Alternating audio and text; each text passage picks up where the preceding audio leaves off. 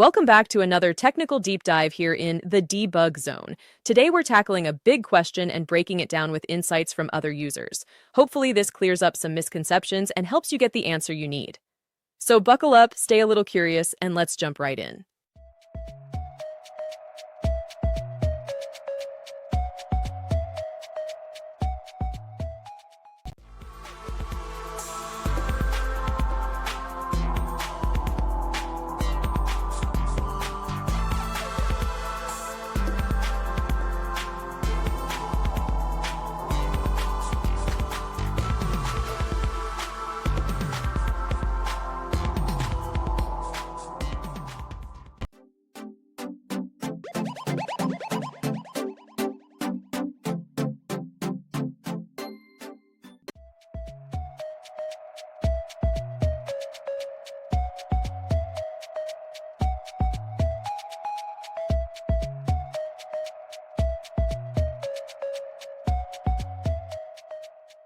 And that's a wrap.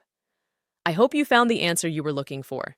If you did, take a second to hit that subscribe button. It really helps out.